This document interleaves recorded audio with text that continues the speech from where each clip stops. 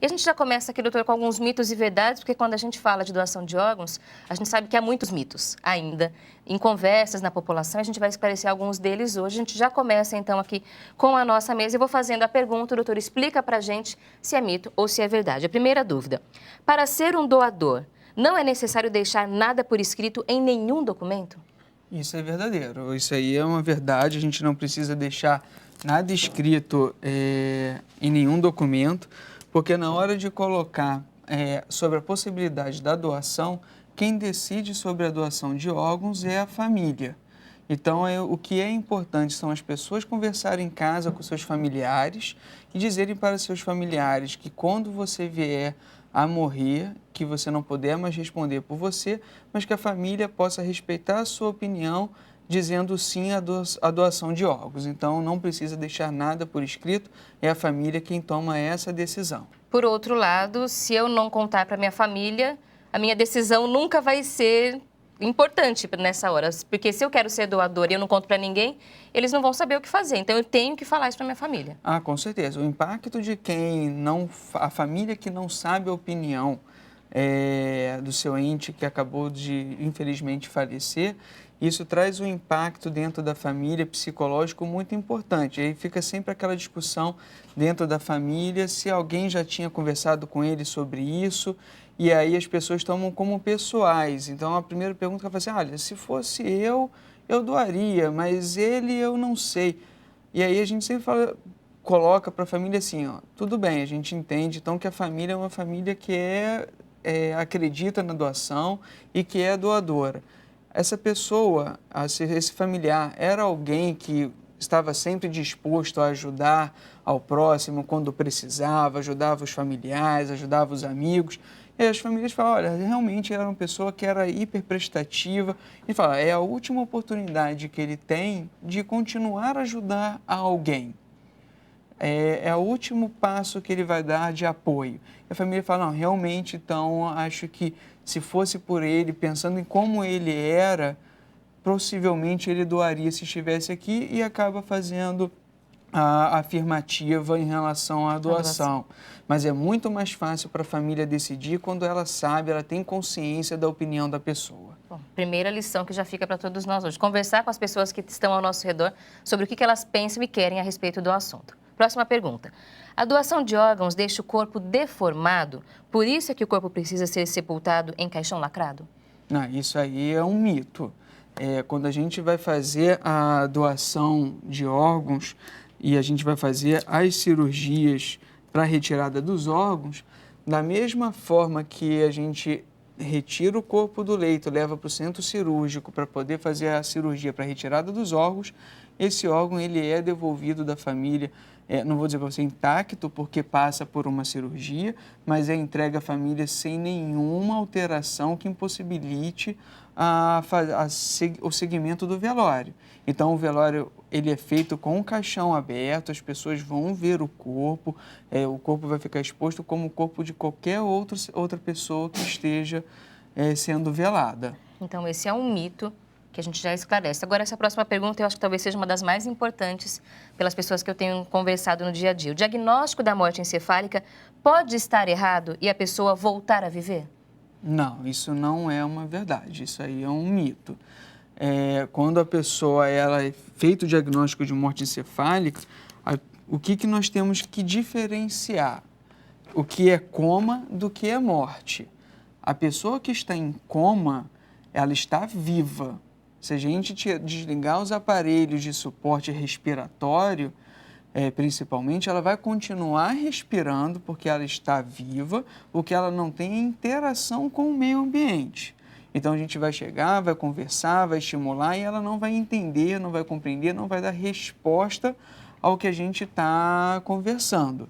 Mas ela não está morta. A pessoa em morte encefálica, ela está efetivamente morta. Esse diagnóstico ele é feito por 3 médicos em momentos diferentes, com 2 exames clínicos, mais um exame complementar, justamente para não dar nenhum tipo de viés, nós não temos nenhum tipo de viés na hora de fazer o diagnóstico e não ter nenhum tipo de questionamento. Então, esse é um mito, então.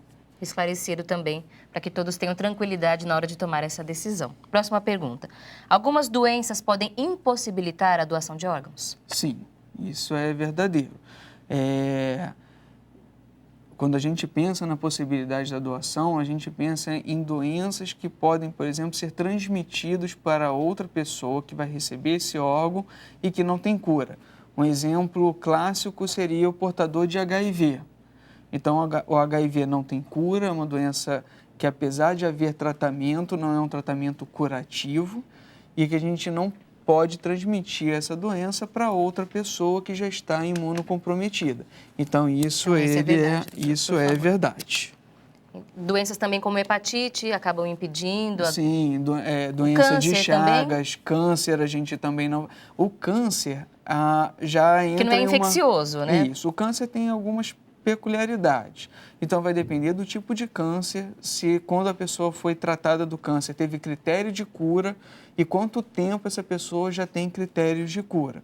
Então, alguns cânceres a pessoa precisa de pelo menos 5 anos depois de curada, não ter nenhuma evidência de retorno da doença para ela poder ser doadora. Mas aí tem que se avaliar caso a caso cada tipo de câncer. Bom, a última pergunta agora é para a gente responder nesse momento. Há um limite de idade para ser um doador de órgãos? Não há limite para ser um doador. Existe limite para usar cada órgão especificamente. Então, de idade? De idade. Então, por exemplo, um coração a gente vai usar até um limite máximo de 55 anos. O rim já vão ser com 70 anos. Mas, por exemplo, para doação de córnea não vai ter limite de idade. Se a pessoa for doadora de medula óssea em vida, não tem limite de idade para ser doador de medula óssea. Então, isso é um mito. Então, que é limite de idade? Então, é um mito. É um mito. Não há limite de idade. Não há limite de idade. É limite específico. Para cada órgão, para cada tecido, mas também de geral... condição de saúde daquele órgão. Sim. Imagina nessa hora você ainda ter que pensar sobre doação de órgãos ou não. Será que eu dou? Será que eu não dou? O sofrimento, a atenção, está tudo voltado para outro ponto. Mas tem que saber sobre o assunto. E aí é que a gente reforça o quanto é importante que a gente fale sobre esse tema em família, inclusive perdendo um pouco do preconceito de que se você fala, você atrai. Tem que parar com isso, tem que falar sobre o assunto. Inclusive esclarecer que foi uma dúvida que eu tive, que mesmo que eu registre em cartório, porque alguns países hoje que as pessoas registram em cartório, algumas coisas sobre relação aos cuidados de saúde, ao momento de morte, mas isso não vale no nosso país. Se eu registrar que eu quero ser doadora e minha família disser que não, a opinião deles ainda vai prevalecer sobre a minha. Sim, a nossa legislação ela é enfática nesse tema. A doação depende exclusivamente do apoio da família. Sempre vai ter um familiar mais próximo que vai assinar como responsável e a gente ainda leva em conta não só o que esse responsável pensa, mas o conjunto do seio familiar. Se eu tenho uma pessoa só, no meio de 10 pessoas que é contra a doação, nós vamos respeitar a opinião dessa uma em relação às outras 9 e nós não vamos fazer a doação. Porque é um momento de muita angústia que a gente tem que pensar em todo o seio familiar e a gente não pode gerar um problema dentro dessa família que nesse momento está desestruturada por conta de uma perda. Então, vale a opinião conjunta da família e não só isolada. Tem que ser unânime. A abordagem da equipe médica com a família nesse momento pode facilitar ou dificultar o processo de doação, doutor? Eu digo que o processo do facilitador começa na admissão da pessoa no hospital. A família que sente que o seu familiar foi bem atendido desde o momento que ele entra no hospital, ainda em vida, com o problema neurológico para ser resolvido, e que infelizmente não conseguiu o seu resultado esperado e a pessoa morreu, mas a família percebe que mesmo o familiar tendo morrido nesse tratamento, mas percebe que o tratamento foi adequado, que as pessoas deram tempo para elas, conversaram com elas, colocaram sobre as dificuldades que foi no momento do tratamento e que a pessoa não respondeu. Quando essa pessoa morre, se a família se sente bem acolhida dentro da unidade hospitalar, provavelmente é uma família que dirá sim à doação, porque ela percebe que foi feito o que era possível pelo seu familiar. Se eu quiser doar um órgão em vida para alguém, o que eu posso doar? Quando a gente fala em doação em vida, a gente tem que primeiro lembrar que a gente está doando parte do nosso corpo que não pode fazer falta para a gente. Então, a gente só pode doar ou órgãos duplos ou órgãos que, se eu tirar um pedaço, o pedaço remanescente não fará falta para as nossas condições diárias. Então, eu só posso doar um dos rins, eu posso doar um pedaço do pulmão, por exemplo, um pai ou uma mãe pode doar um pedaço do pulmão para um filho, apesar de ser muito raro a gente ver esse tipo de cirurgia. Eu posso doar um pedaço do fígado para outra pessoa. Então, esses órgãos duplos a gente pode fazer a doação. Em termos de tecido, ainda em vida, a gente pode doar a medula óssea. Hoje a gente faz parte de um banco mundial de medula óssea. Aqui no Brasil é gerenciado pelo INCA, no Rio de Janeiro, que a gente faz parte desse programa. Quando a gente fala em doação ainda em vivo, uma coisa que tem que deixar claro também é que só pode doar para familiares próximos, e isso sem envolvimento judiciário. Se eu quiser doar para um amigo, para um primo, para o vizinho, eu tenho que ter autorização judicial para fazer essa doação, para não caracterizar, de repente, um ganho financeiro em cima dessa doação, e deixou de ser uma doação e passou a ser uma venda de órgão. Que é proibido. Que é proibido. Então, aí, nesse momento, a gente precisa de autorização judicial se você pretende doar para um amigo de infância que sempre te ajudou e você quer ajudá-lo no momento de dificuldade. Vai precisar de judicialização nesse caso. Familiar próximo, pai, mãe, avô, o neto ou o cônjuge, e aí esses podem fazer a doação sem haver judicialização no momento da doação. Para doador falecido, esse é diferente. O doador falecido, no momento em que a família autoriza a doação, os órgãos são distribuídos numa lista. Então, a gente primeiro vê quais são os órgãos que podem ser doados. Às vezes a família fala assim, doutor, quando eu aceito a doação, eu vou doar tudo? A família está autorizando a doação de todos os órgãos ou tecidos, mas não necessariamente todos os órgãos serão utilizados. Se eu tenho um senhor, de repente, de 60 anos de idade como doador, que já tem uma história de doença cardíaca, eu já sei que o coração não vai ser doado, apesar da família ter autorizado por conta da doença cardíaca. Da condição de saúde do órgão. Da condição de saúde do órgão. De repente, eu já tinha até uma pessoa que fazia diálise, que morreu em morte cerebral. Eu já sei que o rim dela não vai ser doado porque ele já é doente ao ponto que ela precisa de diálise, já precisava de diálise antes.